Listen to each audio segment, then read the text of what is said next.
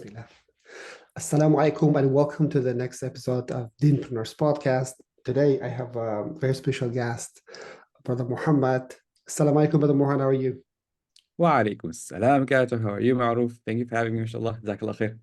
It's beautiful. It's beautiful to have you here. We've been trying to, we have known each other probably at this point over 10 years. How I Yes. know is that when I was starting my first business, I remember at that time he had this most of you guys may know him by his blog, Productive Muslim blog, and we called him, he's known as Abu Productive, mashallah. The old And name. then, so we have known each other over 10 years, but eventually we got met, I think first time in Dubai, but then it was meant to be today. So we're gonna, inshallah, invite him to the podcast. He was generous enough to give his time. And the point is to share his story. And that's what it is. If you're ready, Siri, we're gonna start. Bismillah. Bismillah. Let's go. Okay. So the first question is always like starting from early childhood, right? We're talking about little Muhammad. Um, the idea is like whom you are today. So looking back, CD, what do you remember? What's your early memories? What do you think? Maybe you want to share. Of course, childhood is a big thing, but looking back where you are today, what do you think? What are the early memories? Some kind of things do you think that affected who you are today? Anything is welcome. Sure. What comes to mind, طيب, Bismillah, alhamdulillah, wassalatu wassalamu ala rasulillah, first and foremost. What comes to mind for me is spending summer months in my grandfather's shop in Tanzania. So my grandfather used to have a wholesale shop in Tanzania in the middle of Dar es Salaam, which is like a very busy sort of street of wholesalers. And I was just sitting there spending hours basically buying and selling, right? You And are a business just guy from the beginning. just buying and selling, buying and selling. And it's just that rhythm of life. And for me, I guess at that time it wasn't called entrepreneurship, but just running a business seemed like a legitimate way of living and earning a good income and feeding your family and taking care of your children and family.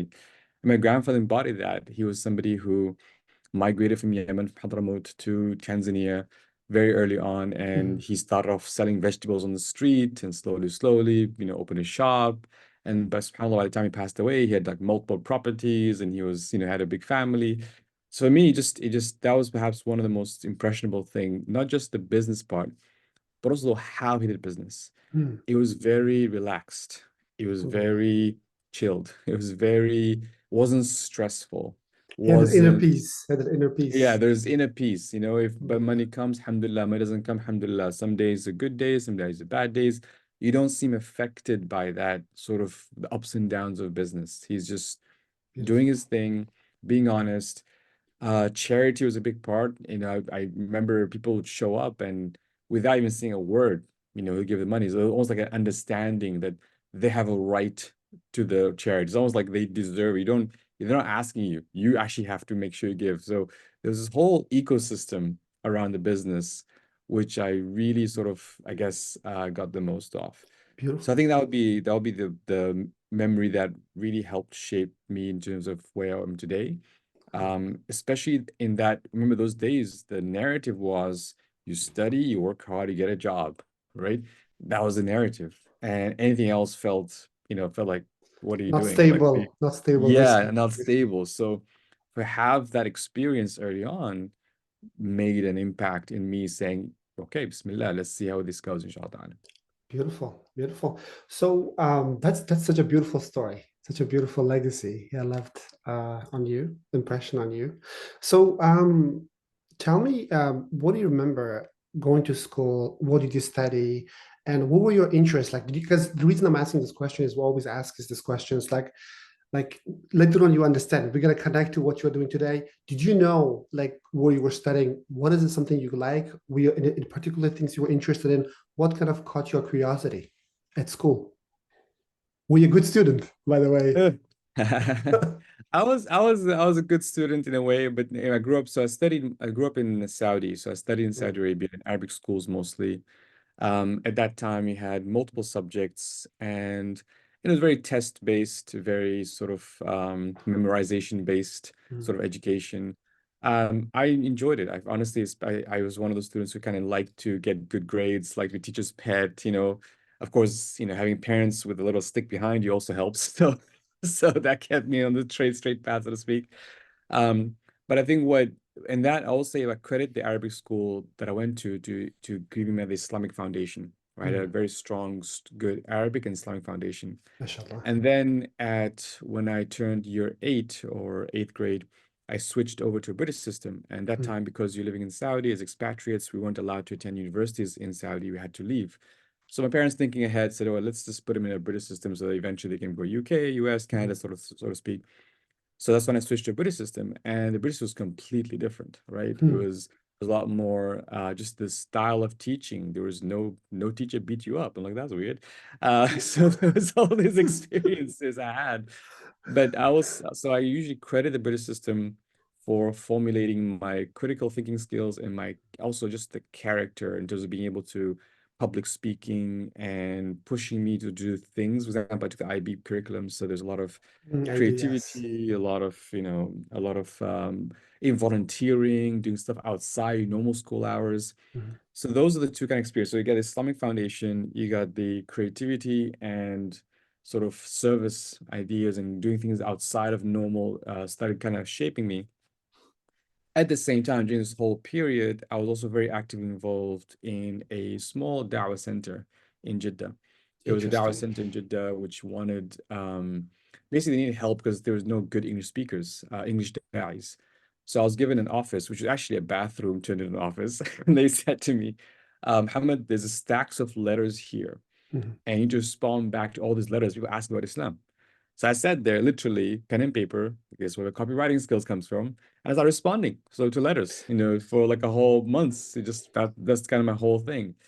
So I think that Cecilia, one quick question I want to understand yeah, here. So what you're saying, like this English like letters, where are they coming from? Is it from Saudi or from outside? all over the world, all over the world, Oh people are my discovering God. because they publish pamphlets about Islam. Like, those one of those basic Oh. pamphlets. What is Islam? Who is Mm, Isa? Islam and religious. Like it was interesting. One of those small pamphlets, the one you picked up on the streets, and they were shipped around the world, right? mm, Through embassies, through people, da'is, kind of buying bulk, and at the back has the address. So a mhm. lot of sometimes are prisoners. I remember there was a Thai prisoner who They used to are actually they are writing actual letters, not email. actual letters, multiple pages, and asking questions. And Subhanallah. I remember there's one Thai prisoner who actually had multiple conversations with. Like I would send letters, he would send me back, and it was fascinating. It was one of the most, again, formative experiences in my What year are we lifetime. talking about? What year is this city? I was 15, 16 years old, right? So I was a teenager at that time. And again, Allah's blessing and guidance where at those years, you're a Is it 2000s? teenager. Is it you would say it was 2000s or I would earlier? say early, no, like late 90s, early 2000s, yeah. Okay, Because okay. I went to university in 2004, so it must be, yeah, 2000s between 99, 98 kind of thing. I And had just no that idea you had experience. this experience. Beautiful. Yeah, it was that experience. And subhanAllah, things about how Allah subhanahu wa ta'ala protected me. Because, imagine summer months, you're Mhm. bored, right? What do you do? And Allah subhanahu wa ta'ala kind of puts me in this corner, in this bathroom office to write letters, not knowing that years later, that will plant the seed for the da'wah work. And that will plant the seed of me writing as well and responding Beautiful. and being You're able to building your communicate with skills, people. building your skills. Allah subhanahu wa ta'ala, that's all Allah subhanahu wa ta'ala. Again, obviously, you don't plan these things. My parents Yeah, never planned these things. Just Allah subhanahu wa ta'ala kind of guiding.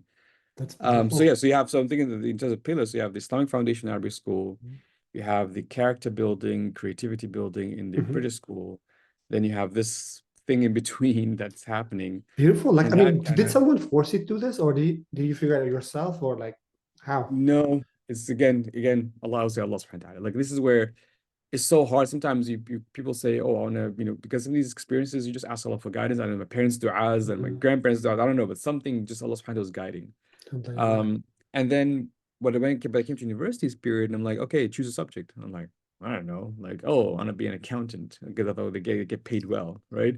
And Well, then you after a deal with the money. while, You deal with the money. So how could go yeah, it's wrong? like where the money is. Like, yeah, I'll be an accountant. Everyone laughed at me, accountant. Oh my God, Muhammad, you accountant? I was like, sure, I'll do accountant.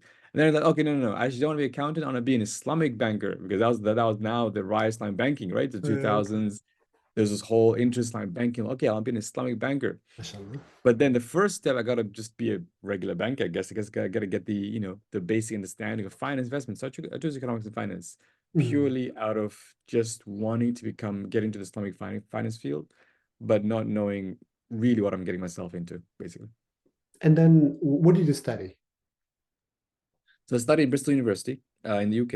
in the UK? Yeah. And again, subhanAllah, because I chose an quote unquote easy subject, right? Economics, finance, no, that was not hard. Sorry for economics students out there. It's not that hard. This is just economic finance, had a lot of free time.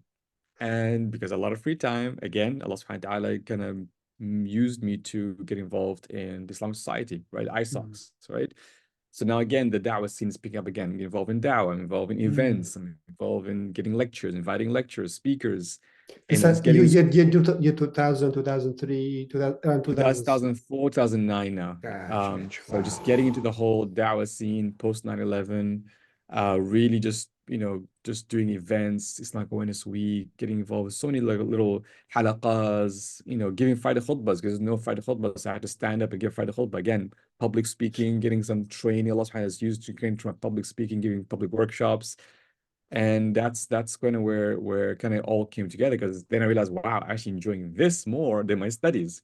In fact, my first year I almost failed. I almost failed at first because I was having too much fun doing this Islamic work. Plus, I was That's doing also I like part-time jobs. I worked as a window cleaner. I worked as a grocery shop, guy. I worked as an interpreter. you were on your So own in UK. on You're my on own, your own. Yeah, yeah, I on see. my own, on my own. So I just enjoyed everything but the studying part. I was like, this the whole studying part was like, yeah, I gotta do it, but I'm enjoying my extra activities a lot more, I see. which to my parents' horror, they're like, what are you doing? That was my actual next question, right? So when I ask at this part of the interview, I ask a question, it's a journey. Like either at this point you take a career path, right, employee path, or you took the entrepreneur path. So it seems in your case you took as you thought it was an easy choice, like economy. I'm going to account to the banker. You thought that path, but then while you're doing that, you're exploring this other thing, whatever that is yet. We don't know yet. We keep enjoying. And then my question is, Gaz, so what happened next? Did you finish your study? Did you start did you start work or that gets Yeah, interesting now? finished my studies 2007, now 2008, and then I had nothing to do, so I finished a bachelor's. I'm like, okay, now what? But like, okay, let me do a master's. I told my parents, master's 1 year. I'll get a master's degree in UK. It's easy. I'm like, okay, do master's. Yalla, bismillah, do master's. And then that was just me buying time because I have no idea what I'm going to do, right? Mm, So I'm doing my master's, and in my master's, that's when that was now getting 2007, mhm. 2008, and November 2007 is when Allah subhanahu wa ta'ala inspired me with this productive Muslim, right? So I wake up one day, Fajr, I'm like, productive Muslim, these two words, they connect so well. And that time, 2007, was the whole blogging scene was starting, right? I was getting people Mhm. blogger.com, there was all these like online platforms building. So I'm like, and again, the writing was coming, like, I want to write, I want to just do something. You had experience with the dawah. The writing, the It's letters, like coming up. I want to write something. I had these things to write. I knew that I was, alhamdulillah, at that time good at writing because I was writing a lot of emails to newsletters for my Islamic society, all Mm. the stuff. So writing came like this. I need to write publicly now. So Productions.com was born, but then I was middle of my master's. I want to pause you. I want to pause your city here for a second because you had this idea, you had this thing, and you took action. How long did it take before you had the idea, bite the domain, and start writing? I want to ask you this question, if you don't mind. that same morning. So I remember waking up, seeing Productive Muslim pop in my head and getting excited about it, praying Fajr, going to pray Fajr, came back, booked the domain name, started my first article. And that was like Subhanallah. I think Squarespace. I used squarespace.com at that time. And I just Subhanallah. wrote the first article. And again, Subhanallah. actually to your point, I will say, subhanAllah, if I just waited a week or two or kind of ruminated or thought, I think I would not be here today. Basically, the whole trajectory was taking action immediately after the idea came up and not letting just that idea pass, basically. Alhamdulillah. That's ajib. That's ajib, isn't it? That's ajib. Like that thought. And I really commend you you taking that action. A lot of times, a lot of people, let me think about it, what it is. Let me think about more domain names. But respect. May Allah make So, it Allah wow. bless me, alhamdulillah. Beautiful. Allah made Continue, because Kari, me. I just want to take this lesson for all of us, right? Sometimes there's ideas you have to take action. You cannot just keep thinking, whatever that is. Keep Yeah, on, yeah, sorry, continue the story. Sorry, just want to really highlight absolutely. this No, point. no. So then, so I started the blog, and then, but this is 2007, so I'm still doing my Mhm. master's degree, and I realized I started writing articles, started putting stuff out there. Again, no feedback, of course. I have no idea. Like some people write liking comments, I sharing some stuff. SubhanAllah, actually, one of the first people I shared this with was Sheikh the Sharif. At that time, he was just kind of started off, and he wrote one of the very few people with a comment to say, "You are a star, great work, keep up this work." That was like nice encouragement. May Allah have mercy on him. And a few others, like just like people just starting to see this thing called Barakah Muslim. But then after that, I was getting busy. I was doing my master's degree, so I had to shut the Hmm. website down. And Oh, at the same you shut the time, website down. yeah, I was like, who's this stupid idea, productive Muslim? Who's gonna read this stuff, I right? see. I was like, so I'm like, put it away. I need to focus again. I was like, But I the mean, you whole shut the part whole of thing my down, or you just the left it? whole thing down. The blog was like, I just turned it off. Because again, Squarespace is Oh, a monthly payments, right? oh I'm yeah, like, yeah. turn the whole thing off. I don't have no time for this. I need to focus and be serious, right? My parents getting older. Like, how many you need me to be responsible now? And this whole pressure of just doing the right thing, right? I've got to study, I've got to this, I've got to work, I've got a job. This is nice, but it's not gonna help, not gonna get me anywhere. Um, so I just alhamdulillah finished my master's degree. Now after master's degree, I'm like, dang, what do I do now? Right. So I'm like completely floored. Reality kicks. Reality kicks in. I had a part-time job, doing some after-school activities for kids in some school. But I'm like, I need to find a job now to apply. You are in UK at this time. You went back to I was still in Saudi. the UK that time. I Okay. was still in the UK again. Do I stay on the UK? Do I go back to Saudi? But even going back to Saudi is difficult because now above a certain age, you can't go back. So for me, it was like Tanzania or So Saudi. I don't know, Siri. For some reason, I always thought you are originally from Saudi. I don't know why I thought that. Because you look like, how you speak and how you. So you're originally from Tanzania, right? Origin. Tanzania of Yemeni ethnicity. So that's our Got you, background. got you, got you, got you. Wow. So it's like, okay, either Tanzania or find a job or stay in the UK. Hmm. So I was like, okay. Hmm. So I know again, no plans, no vision, nothing. I decided to experiment some things. Then I realized, you know what? This whole but then that the famous story of the 10-year-old boy emailing me and saying, "Hey, why did you shut the website down? I love reading your blog." I'm like, "Oh wow, I have a true fan. Someone actually wants to read my MashaAllah. blog."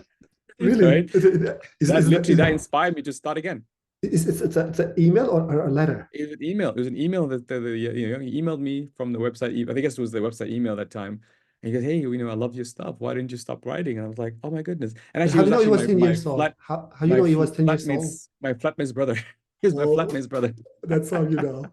Says I knew he was a 10-year-old brother. Mashallah Ali, I was like, oh, okay. So that inspired me to restart again. But then something about it at that time, subhanAllah, I made that decision, I think, which was again Allah subhanahu wa ta'ala guiding me. It was where before when I started the blog, I was kind of reading the David Allens, the Hmm. all the famous Western Islamic self-help, sorry, the same famous Western Non-Islamic, productivity yeah. stuff Yeah. and kind of Get translate things and done, right? Get things done. getting things done and Seven Habits and all that stuff. And I was taking those books and I was kind of like sharing what I'm learning from that to the Muslim world. That was kind of my Mhm, idea. mhm. But I something didn't sit well with me with that. And again, when I came across that hadith, the early hours, there's Yeah. burika li ummati bukuriha, right? There's barakah in the early hours of my ummah.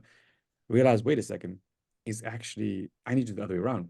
What Hmm. is it in our faith? What is in the Quran and the Sunnah and the Seerah that actually inspires us to become productive? And I felt that angle will be unique. The angle will stand out more.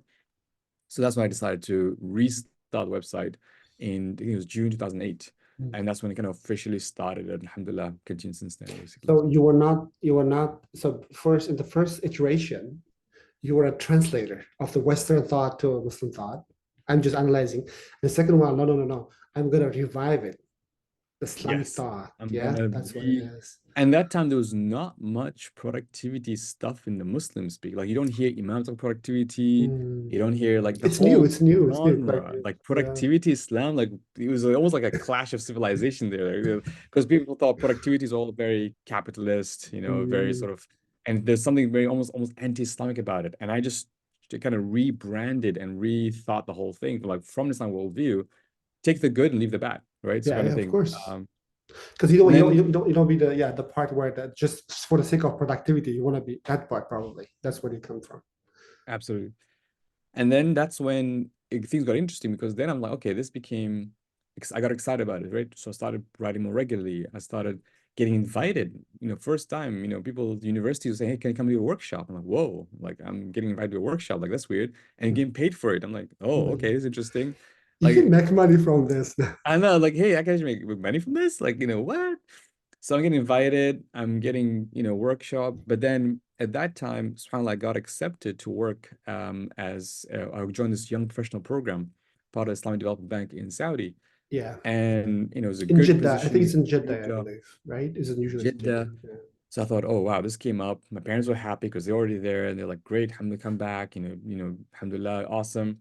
So I'm like, okay, cool. So I just packed up my bags. So this was 2008, 2009. Packed up my bags, went to Saudi.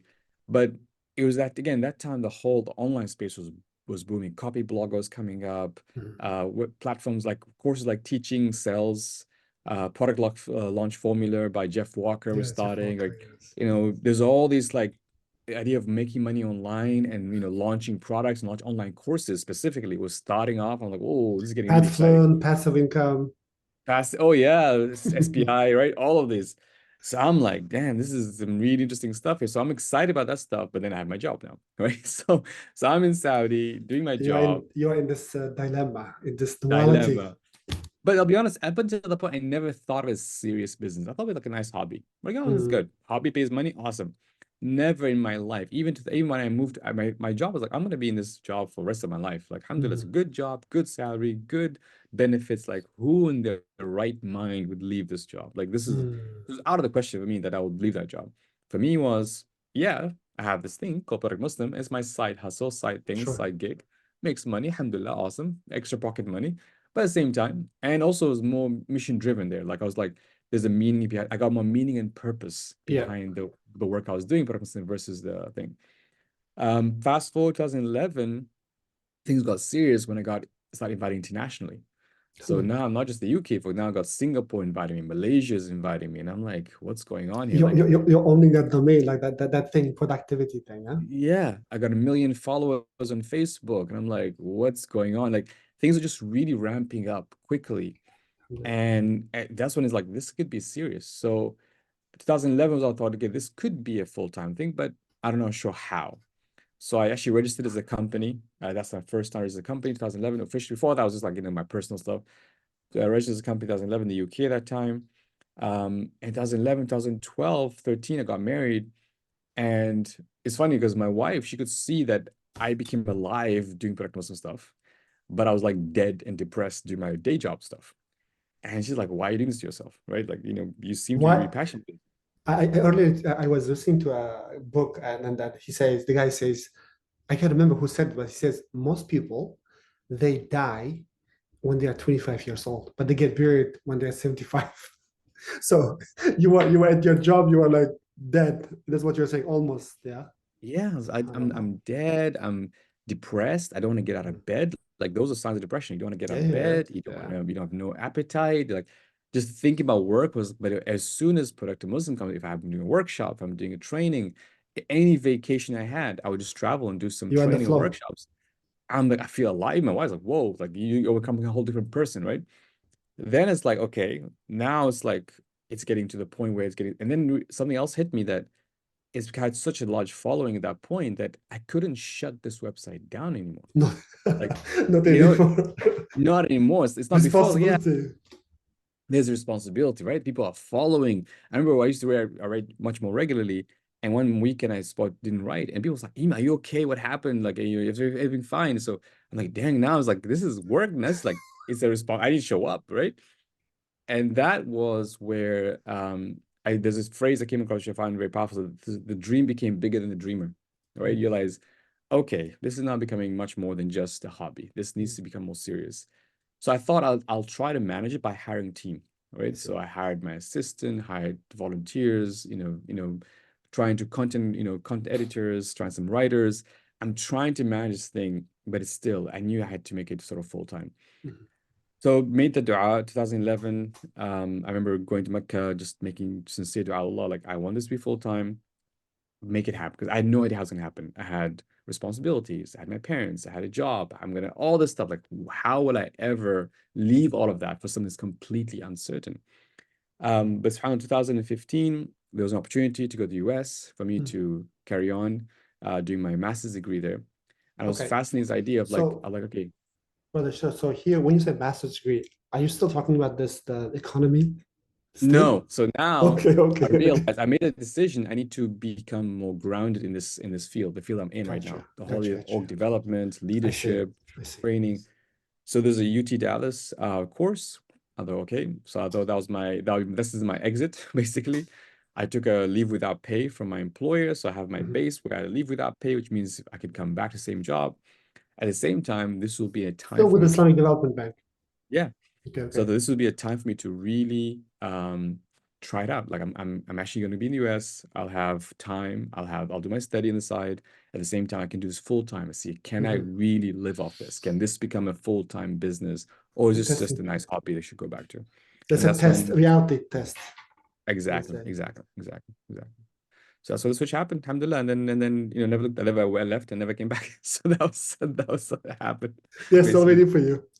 So I'm still no, alhamdulillah. It's funny. Recently, I got hired back as a consultant. So it's funny because at that time when I was with them, I kept telling them I want to do this productivity stuff Mhm. and leadership stuff, and they're like, no, no, no, you just do your risk management thing and don't do this. And now they hired me as a consultant to do the exact same thing I was trying to tell them about leadership and training and coaching and all Alhamdulillah. that. So subhanallah. So all come back, revolve around and come back. That's amazing. And you can enjoy do what you do. That's beautiful.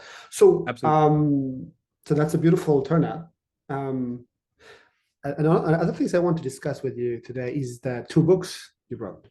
I listened both of them on audio because I couldn't do. I'm not good at reading. I don't have much time. Kids run around, so I enjoyed both of them. Alhamdulillah. I just finished a couple of days ago. I just wrote you like it came the Barakah effect.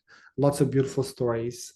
Um, like why don't if you can tell us like what was the background story? Why did you write the books? I mean, like how did it come? I know it's not easy to write a book, right? And give us some highlights like who is it for? Why should people who are listening should check it out if you don't mind?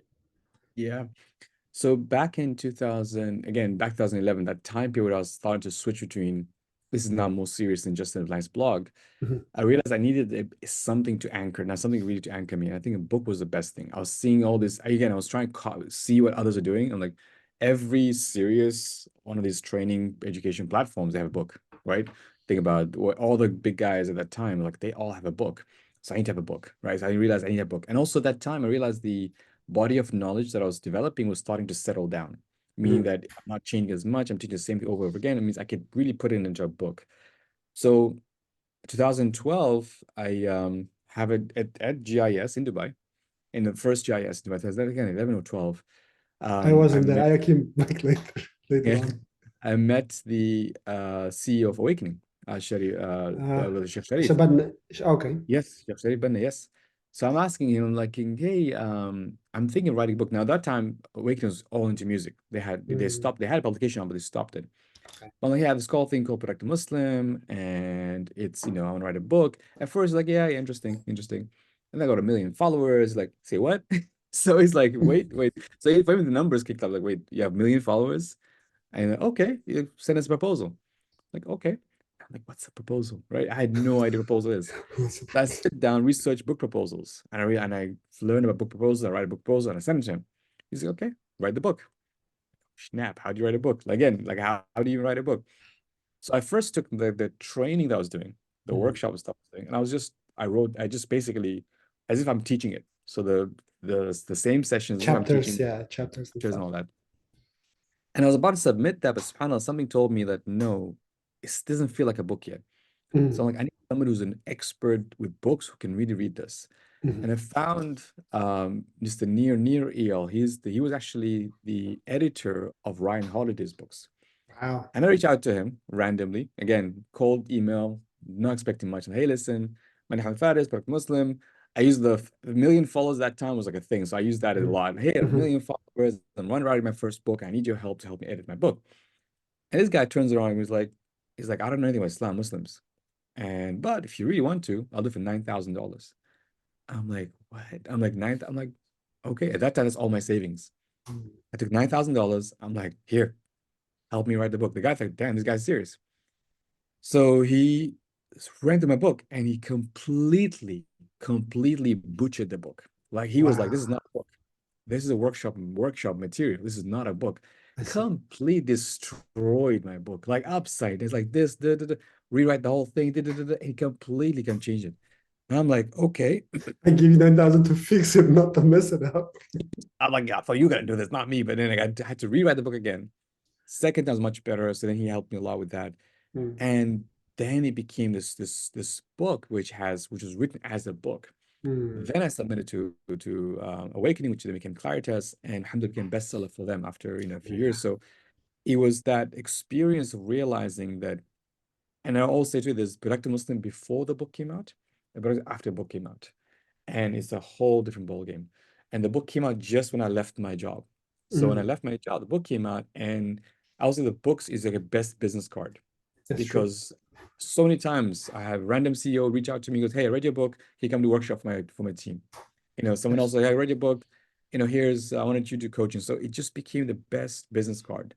And that's why I wrote the book. But the experience was so painful, I vowed never to write a book again.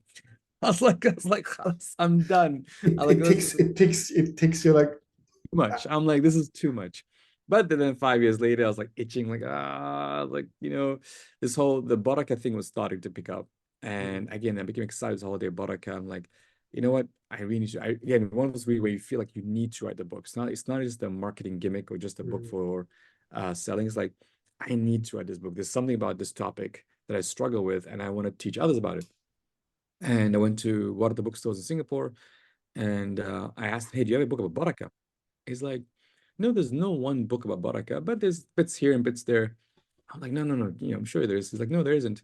Then he looked at me dead in the eyes, like, "You should write it." I'm like, "Oh, why did you say that?" It's like he puts the responsibility back on you. You're like, ah. So that was 2017, and then of course COVID hit. But alhamdulillah, book finally came out this year. Alhamdulillah. yeah, I wrote I read the listened to both of them. There was yeah, I think that both of them they were different. I don't know, probably writings your writing has changed as well because when I was it was a bit different. It was the second one was much more story based, but the first one is was a bit different as well. That's Um, interesting to say that because that was the feedback I got from Nir when I finished Black Muslim.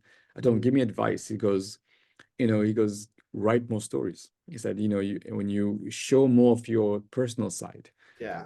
The first was very factual, like productive Muslim, da da da. Like it's very like, kind of like you Mhm. prose because write more stories. People want to connect with you as an author, show more emotions, show more personality, and you'll be able to write more deeply. The ideas are there. It's just that you need to write in a way that's engaging. So hence I tried that with the second book, basically. Absolutely. So there's something I want to share with you that I haven't shared with a lot of people. Like one of your, I mean, alhamdulillah, I benefit personally from one of many of the blog articles you guys have written over the years. But one of your blog articles, for me, it was like a game changer. I will tell you which one it is in a moment. But first, I just want to give you a little bit backstory so you understand. Like I, in my case, right? I don't know if I shared with you, CD. I also wrote a book, but it was published earlier last year. And because there's some similarities, that's why I'm sharing the story. And like you, Muhammad Sharif, it's related to Muhammad Sharif, rahmallah, that he was my mentor. I knew him many years, right? And I met him a couple of times. So over the last, if you remember when we started the first business we had, like a social media thing, it's crazy times. But then it evolved to marketing, and now we are doing marketing, investments, advisory, other stuff. So over the last 10 years, I talked to like probably over 1,000, just like this, entrepreneurs and professionals. And like you said, like when you know something happens. Like for me, like I talk to these people. Do you remember, like you said, you don't feel good? Like I'm listening to this. Like they come to and tell us, I have this work. Like exactly like you said, I feel bad. I want to do something else. What can I do? I say, okay, you do this and you do this.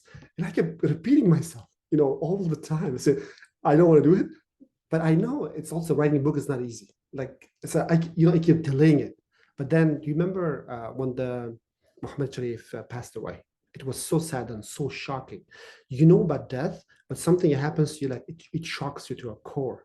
Like it was the time, if you remember, CD, last year, not last year, sorry, the year before, right, 2022, in Istanbul.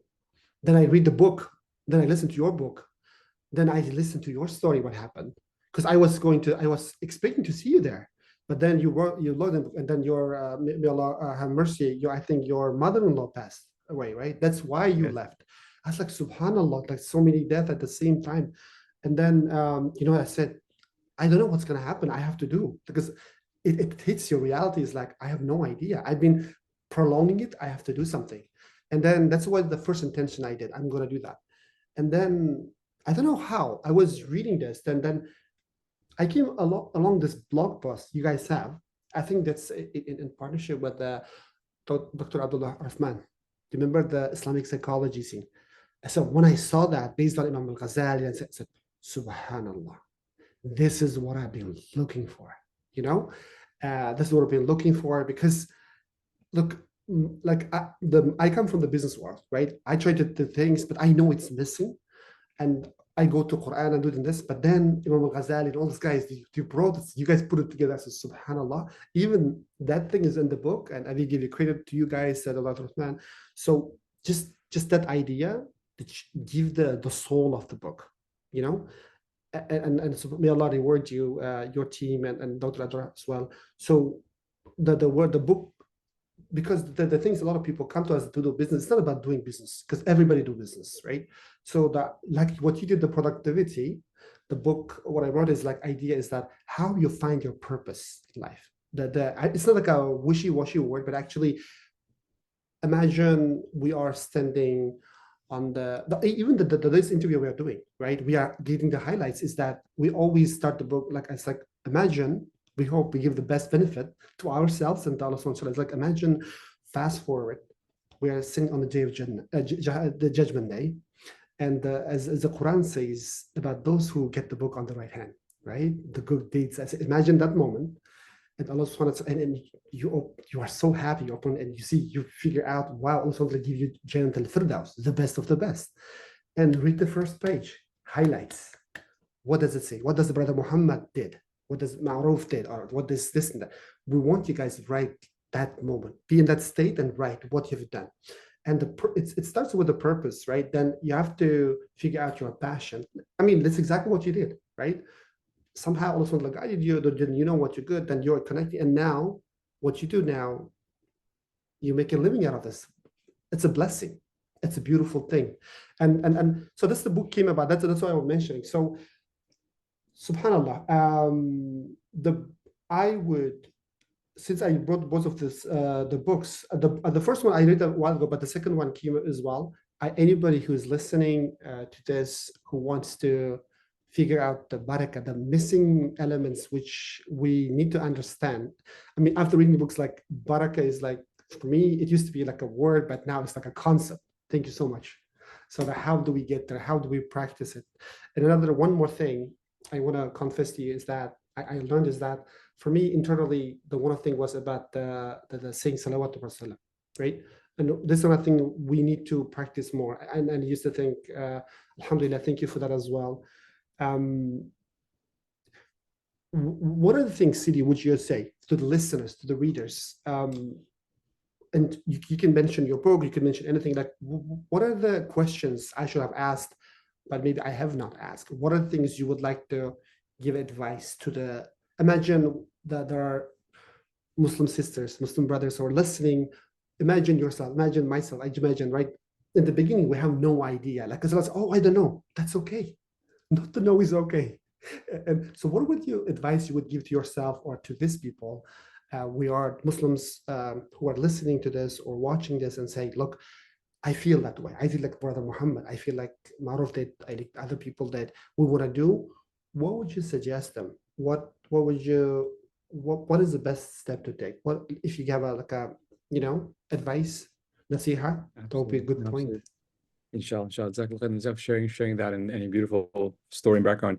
Just to comment on what you said again, death is a great reminder. It's a great it puts things in perspective. Absolutely. Right? And it really kind of puts that fire underneath you, an urgency factor comes in. I mean, some of you know, I lost my father recently, and I remember after my father, just that I'm like, oh my God, I actually it gave more drive to coming back to Muslim, because I realized like I feel like this is now time is because you know who you're next, right? Because those generations leaving now that you are now facing your mortality. Like, okay, I need to really step it up again. So it's very, very powerful, alhamdulillah. Um, Advice I would say is scratch your own itch, right? For Mhm, me, for example, I struggle with productivity. And I was mhm, struggling, I was like juggling between my work, my master's degree, and I felt unproductive. So for mhm. me, it's like, oh my goodness, like how do people manage their time and the energy and how do they do all this stuff and have families and kids?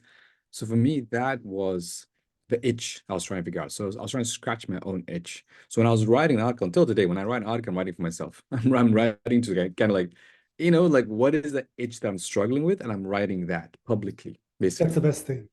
Yeah, because you know better, and you become more since more vulnerable and more like you share things that perhaps you're not going to share easily, but you say it from perspective of wanting to help people as well, because you know others are Mhm, struggling as well. The second thing would be, I would say, follow the breadcrumbs, meaning that mhm, Allah subhanahu wa ta'ala will put a breadcrumb in front of you. Follow that. And then another breadcrumb, right? Sometimes, and this is one thing I disagree with sometimes, other ways of doing a lot of self-help talk about having a 5-year plan, a 10-year mhm. vision, and a 10-year thing. I was never into that. My story, if I had a 10, I would never imagine I'll be doing this here. Like if I had a vision, so to speak, back then, it would not be this, That's right? true. Because your vision is based on the knowledge you have at that time Which and is based on incomplete. which is not complete, Yeah. the skills you had at that time, which is not the skills I have today, and thinking that you have control over every single fact that happened to you between now and when your vision completed. So for me, I just It's never it's a bit arrogant as well that you think you it's know the which you don't. Yeah.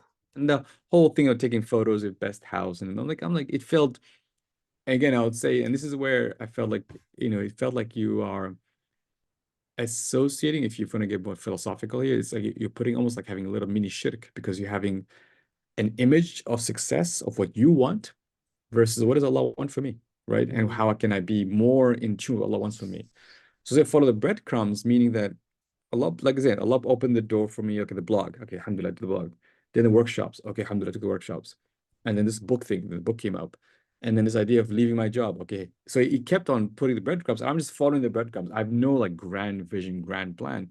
More like just doing what I had to do. And that really felt much more was much more relaxed, more less stressed, and I opened doors beyond my expectations. So but I say instead of focusing on vision, focus on intention. What's the mhm. niyyah? What's the niyyah? What's the niyyah? And that really grounds you because sometimes, okay, you run a business, right? Sometimes like, oh my God, cash flow issues, this issue, that issue, but what's the niyyah, right? Your team issues, what's the niyyah? Some customers stop paying, what's the niyyah? Like coming back to intention will help you stay grounded with all the ups and downs of the business. Again, going back to my grandfather, where we started off with, because he would always tell me whenever I achieve any success, oh, I had good grades. You say niyyah tayyiba, you have good niyyah. That's it. You won't say good job. You won't say mashallah. You say good niyyah. Like And when he'll you say tell good, yeah, me, you're saying he means intention, right? That's what he means. yeah, Good intention. I got you. good intention. He also you have good intention to remind me that's not about, yes, alhamdulillah, the achievements of that, but those achievements are up to Allah subhanahu wa ta'ala if he gave you or not. Mhm. But it's about the intention. That's much more powerful. That's much more important, basically. So those are Absolutely. my two advice. I mean, I know it's hard. I know it's sometimes and I also say don't need to kind of replicate what we do, right? Mhm. And we have a different generation, different times, different ways of doing things. But see what's out there, experiment, try things. Some things fail, some things work, and just enjoy the process, inshallah. And Allah subhanahu wa ta'ala, inshallah. Sounds good. So absolutely. So what you're saying is it's um it's not about having exact concrete plans, which we don't know, but having intention, having an intention and a sincere niyyah. And Have intention. I'll definitely. say I have plans. I mean, no, Mhm, not say I'll say don't have vision. You have plan. Have an idea what you're gonna do. Not like okay, I'm gonna sit here and expect miracles to happen. Have a plan, right? Okay, I'm gonna do 10 workshops. For example, when I left my job, okay, I'm gonna do 10 workshops per year. I'll charge this much, mhm, and I'll go this kind. Like I'm having a plan. I have a proposal to what I'm mhm. like, but I'm all I have to do this. But at the same time, not really knowing sure. I don't have an exact image of how the outcome would be. So follow the process. Again, they were talking about the gardener mindset. You Mhm. have writing It's sessions, true. follow the process, do what you need to do, put the stuff in place, but don't be too attached to an image of success, There you go. right? That you feel it, I need to be this, otherwise I'm a failure. Because the only problem is you'll have this image of success, then once there's two things happen. Either you achieve this image and then you feel empty afterwards, There's or another you new, another don't one, achieve that another one comes another up. one, or you don't achieve this success image of success and you feel like a failure. You always feel like, Mm. oh my God, my life was meaningless, versus not realizing all the khair and all the barakah you've been experiencing throughout the process, basically. So basically, absolutely. So what you're saying is, yeah, you get the. I mean, I think that what you're trying to say, that's the common what they do is like this, the plans may not work out, but the planning is essential, right? It is important, and then do the niyyah, do the intention, and back up by the. It's in the book as well. I know we are highlighting, but read the book, guys. Like it's not just the making dua. You have to back up by action, right? There has to be action. There's no like you can just do it your way around, you know. There has to be action.